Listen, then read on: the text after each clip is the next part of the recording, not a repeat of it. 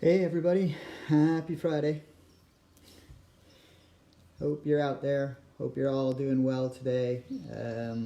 It's been another long, kind of rough week for a lot of people. I've had a couple of really good friends tell me that their family members are being affected by this. One really good friend of mine, his dad is currently in the ICU. One of my fellow widows has a partner who's currently in the ICU under sedation and in an induced coma. This is pretty scary stuff right now, everybody, and I'm really, really sorry that that we're all having to go through all of this. But hey, I'm here. I'm live. It's my pleasure to share my thoughts and feelings, my motivations with you. I hope you're all keeping well. Today's topic I was going to talk about is self-discipline, which I guess is kind of important in this time because we kind of find it hard to stay focused on tasks at hand and what we're meant to be doing, what we feel like we need to be doing. I don't like to use the word should because it's one of those words that really doesn't I'm kind of a big subscriber to that. We should on ourselves, should never should on ourselves, and that's a great little motto to have. There are things that we need to do. We need to have some self-care routines. We need to take time out from social media, says he who is broadcasting live on social media. And we certainly need to take time out from the news cycle that's kind of overwhelming at times. So I appreciate you guys joining me again. Once again, happy Friday. It is just gone noon. It's Friday the 3rd of April, and I hope everybody has had a good week. If you're out there, give me a shout. Say hello. Let me know that you're watching. Ask any questions that you might have. Very much appreciate you joining me here today. Obviously, it's it's time out of your day, and I hope that wherever you are, you're having a nice day. It's gone very nice here in San Diego. It's sunny, relatively warm. Spring has definitely sprung, and I just wanted to take this time to truly connect on a deep level with those of you who are interested in watching. Like I said, welcome aboard. Say hello if you're there, and if not, I will just keep talking. And hopefully not overwhelm you with the sort of subject matter, which today is, for me, it's self-discipline is what I like to describe it. It's more like, I don't know, in some ways it's like self-control, or really it's whatever you want to describe it as, in terms of your ability to kind of manage your thoughts, your feelings, your kind of nature, really. So I talked yesterday a little bit about how we don't really have control over anything, really. The only things that we can control are our thoughts and our feelings and our emotions. And sometimes we can't really control those because a lot of them are innate, and they are so difficult to recognize. But I know I read an article, probably about a year ago, where the author, who's a psychologist, talked about how we can't really, or we don't really describe emotions very well. We have a limited vocabulary for describing them. And because we have a limited vocabulary for describing emotions, it's kind of hard to manage them. And actually, it has been proven, and I don't know who proved this, I'm not actually seeing the research, but it has been proven that women have a much broader vocabulary around their emotions and are much less inclined to hide those emotions and fail to use the right words than men. Men just really don't have the capacities a lot of the time to truly, articulate their emotions, and that can be problematic. So that's part of, I guess, what sort of self-control and self-discipline touches on, is our sort of ability to articulate what we're thinking and feeling at any one time in a rational and, not necessarily emotionally driven manner. Yes, we have feelings and emotions that we can sense at any time, and we can articulate those in a way that may or may not be hurtful to other people. But I know that we can, we could be better at sort of how we articulate what we're feeling and the emotions that we're sensing at any one time. So that's kind of where this talk was going to start, was around that sort of sensation of, that ability to discuss what sensations we're feeling and when, because it's really important right now. We're, a lot of us are feeling a lot of emotions. Emotions are running high. Feelings are really dominating our sort of existence. There's a lot of anxiety and fear and confusion, and there's a lot of information that we're trying to take in and absorb and filter. And a lot of the times it can be overwhelming. So what I was going to sort of talk about is this whole thing about self-discipline and not shitting on ourselves. And that's shoulding, not something else. So we should not, right, do anything, right? We talk to ourselves and we say, oh, I should be doing this, or I should not be doing that. There isn't a really right or wrong here. I just feel that a lot of people do that to themselves without really thinking about what it is that they're saying to themselves. And so the idea of kind of changing your thinking, which has been one of the themes this week, is really important here, because it allows you to change how you perceive not just what you're receiving, and interpreting what you're receiving in terms of information and news and video and memes and all of that sort of thing, but it also kind of affects how your emotions react, how you emotionally react to what you're receiving, what you're hearing, reading, seeing, etc. So there's a lot of information out there that's overwhelming us. There's a lot of misinformation out there that's overwhelming us. There's a lot of topics. There's a lot. All of a sudden, I saw this meme quite early on, and it actually kind of resonated with me. It's like all of my friends who were constitutional scholars last week are now, infectious disease experts, and I find that quite funny and quite amusing, because, it's kind of one of those things where all of a sudden everybody's an expert on this, and it's better to just kind of, try to trust what the doctors are telling us, the ones who are on the front line, the nurses who are on the front line, the ones who are in the thick of it, and listen to what they say. They're telling us to stay home and stay safe and, not go out unless absolutely necessary. And over these next couple of weeks, it's going to be getting much, much worse. So, realistically, if you have the resources to get out, get your shopping done, get it done, now, and get at least 2 weeks worth of shopping into your house, whether it's extra cans or, bread in your freezer or whatever it is that you may need. I would do that really, really, quickly, possibly even later today and tomorrow if in the absolute worst case scenario.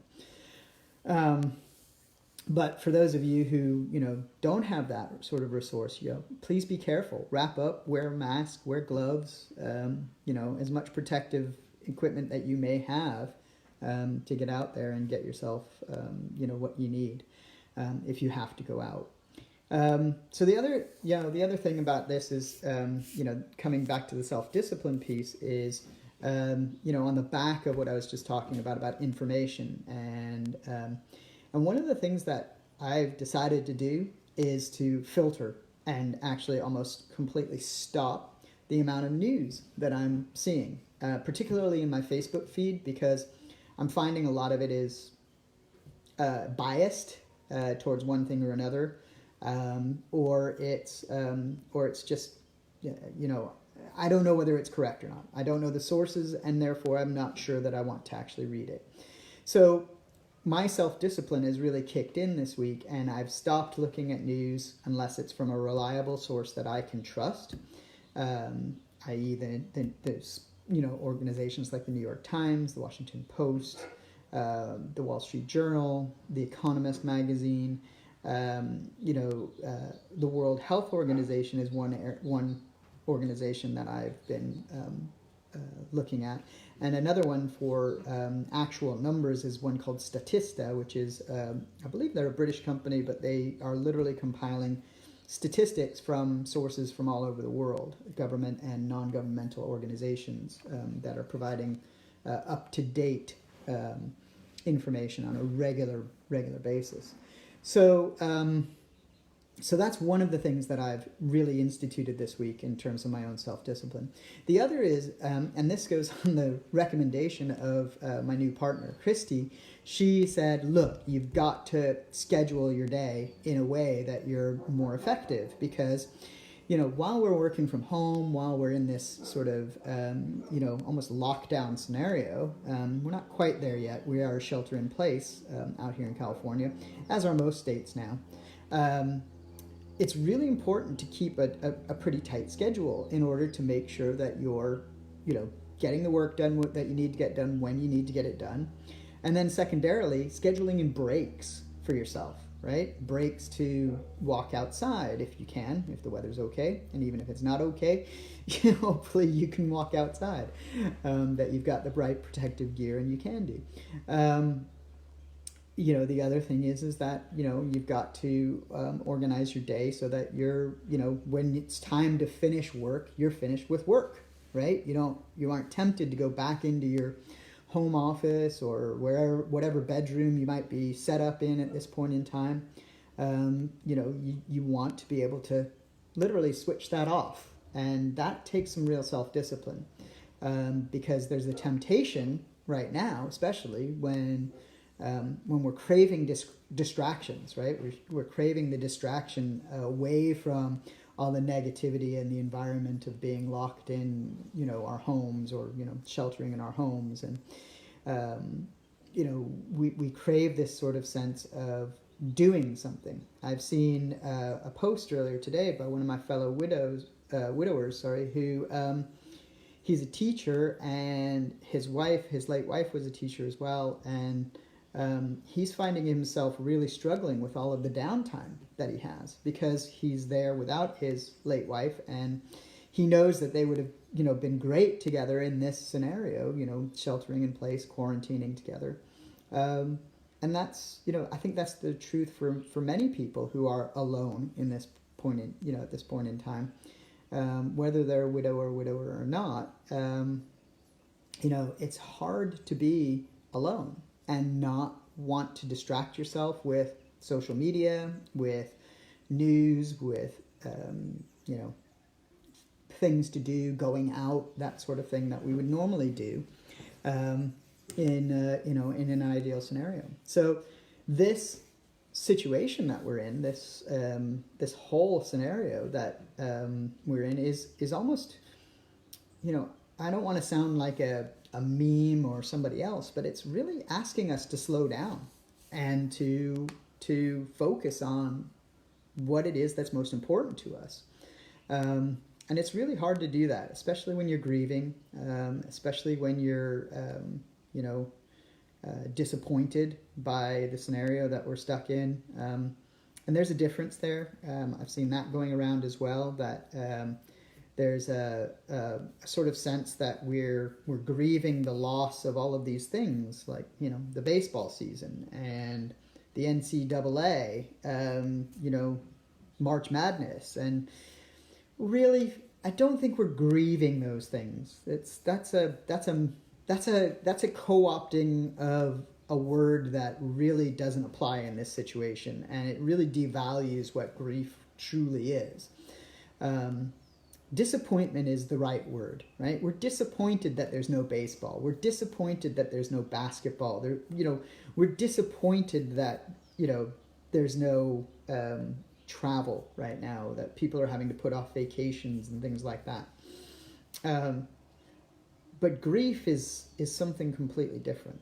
And, the thing is that this disappointment will end when everything kind of changes and goes back to, we go back to the baseball season, or, next year when, when the kids, are back at school and they're able to do their things. Yes, Jennifer, I'm glad to hear you're happy on your mountain. That's awesome. I'm glad you can get out and about and do those sorts of things, that you want to do.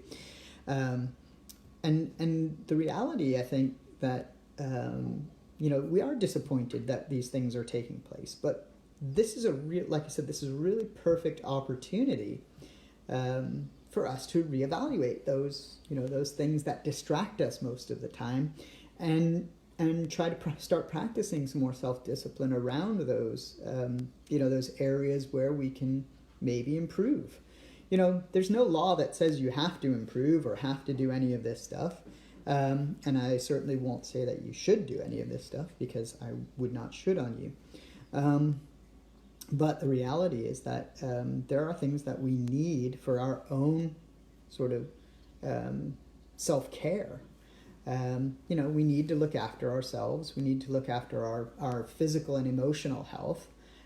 So getting out and doing some exercise and making sure that you actually schedule that into your day, that's self-discipline. That's what I'm talking about. Self-discipline is turning off the light and shutting the door and walking away from your work stuff at the end of the day, when it can be so tempting to just, hang around and do more stuff, or get on your computer and play games or something like that. There's all sorts of things that we could do, but the question is, do we need to do those things? And I think if you examine that, even just ask yourself, do I really need to be doing this right now? The answer is probably going to usually be no. That's my guess. Maybe not always, but but it's better to kind of focus on yourself and focus on your needs rather than on what is easiest and what is the most tempting to do. So I think there are there are a lot of options that we have. Like I say, so this morning I was going through that's right. Jennifer, is just literally, one of the critical things that you can do is just get up and thank you, Phyllis. Thank you for joining. Hope to see you next week. The idea of just getting up in the morning, getting yourself showered and dressed for the day, it's a pretty, important step in the big scheme of things when you're, when you're running your day to day. And oftentimes, when we're working from home, we kind of let those things lapse. We just kind of say, oh God, I don't have any meetings. I don't have any Zoom meetings today, or the only thing I've got is a conference call. So I'm going to sit around in my PJs all day. Yeah, you can do that. It's not, there's no law that says you can't do that, but I would, I would advise against that. I would, I do it every day, and I've worked from home most of my adult life. I spend a lot of my time working at home and working from home. So I do get up every morning. I have a kind of a routine. I get up, I take my vitamins, I have a big old glass of water. I make a cup of coffee, usually what I call a bulletproof coffee. I don't know if you've come across that or not. It's a great thing to have. It's really good for your brain, to get your brain moving and working properly. You can use grass-fed butter or ghee, or for me, I use coconut oil because I'm a vegan. I use coconut oil and MCT oil. You mix it in with your coffee, we give it a whiz around, and it gives you the sort of good saturated fats that your brain needs to start functioning. It kick-start it in the morning. That caffeine boost with the saturated fat is just a really great way. It's also really good if you're doing an intermittent fasting routine, because it fills you up actually reasonably well too. So if you decide to skip breakfast, you can actually usually get away with it if you have a bulletproof coffee. Anyway, so that's kind of my morning bit. And then I'll go grab a shower, right? And get dressed. I will get properly dressed. And I usually do this before 7:30 in the morning, every morning. And then my routine is I have an hour set aside for doing things like social media for my for my personal coaching business, or other things that I might need to catch up on, emails, deleting the spam emails and things like that out of my email box and things like that.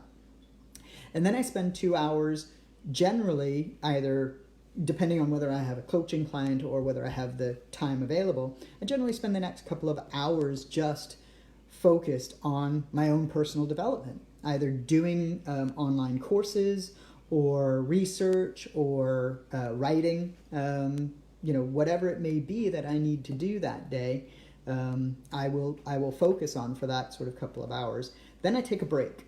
I take a half an hour break because, of course, I have that sort of early morning start, get myself ready and dressed. But then by, sort of 7:30, 8 o'clock, so no later than 8:30, I'm doing my research. I'm doing that stuff that I need to do. So then by 10:30, I'm on to the next sort of the first break.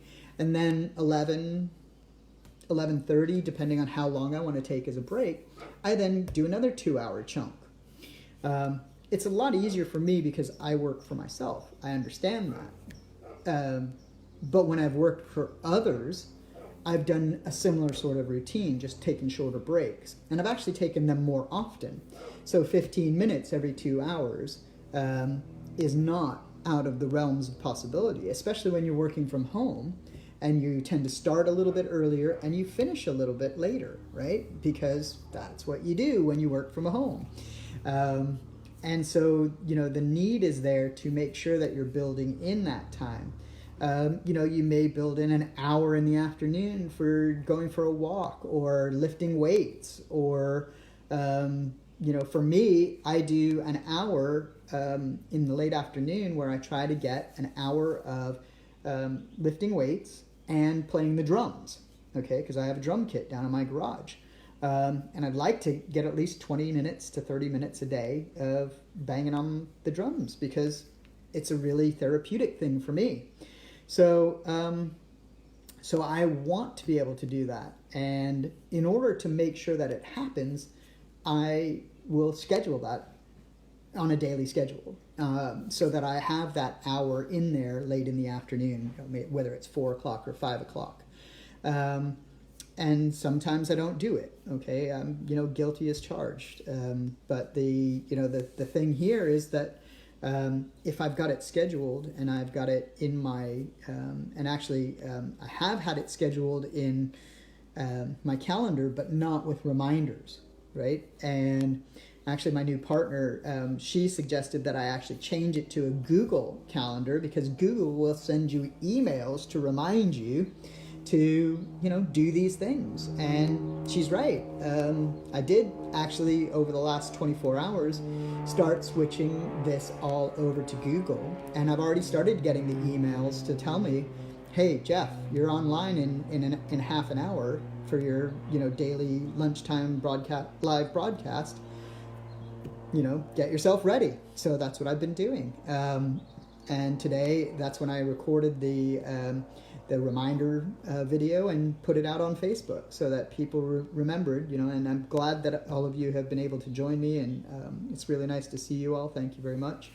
But yeah, I hadn't realized how, important it is to actually put that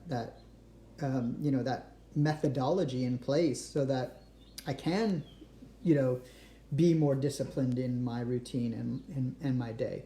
And, you know, I could conceivably, because of the nature of my business, I could be feckless. I could do nothing half the day. I could sit outside in the sunshine or whatever. But the reality is that, you know, the more I schedule and the more I stick to my, you know, my schedule and discipline myself, you know, put that self-discipline into play, the more I actually feel better about what it is that I achieve on a day-to-day basis. And it hasn't been just, you know, yesterday that I've been doing this. I've been doing this for a long time, in terms of, you know, keeping myself, you know, on a schedule, disciplined enough to, you know, to work from home, and not literally want to sit in front of the TV or sit on Facebook or the internet all day. Because, you know, let's face it, we could conceivably, you know, scroll and swipe all day if that's what we wanted to do. But we just have to, you know, face the reality that it's not very healthy for us. And it's certainly not, you know, if you're working from home, it's certainly not an advisable thing to be doing, because obviously you're not doing your work if you're scrolling through Facebook or, you know, swiping on Instagram or scrolling through Instagram. I'm not even on Instagram, so I don't even know what you do. You know, and I just think that there's a lot of, you know, positive things that we can do, if we start with thinking about our needs, right? And that's really where it all started from today, was, you know, talking about, you know, what is it that we need to do on a day-to-day basis to keep ourselves sane, really, and stop from going stir crazy. And that is, you know, a little bit of self-discipline. I'm not saying, you know, make yourself a taskmaster and, you know, beat yourself up if you don't get everything done in the, you know, on your schedule every day. But at least, you know, have a schedule, have a routine, get up in the morning, you know, have a glass of water, have a cup of coffee, spend time outside if you can, do whatever it is that you can do. Get yourself dressed, get yourself, you know, ready for the day. You know, do all of these things that you would normally do on a normal working day, which are very hard to do if you're, you know, if I look back to, you know, 20 months ago when I was grieving Suzanne, and, you know, in the absolute deepest throes of despair and grief, just after she died, well, yeah, it was a little bit harder to get motivated to do that. And I'm not going to lie to you, it's very, very hard when you're grieving that person.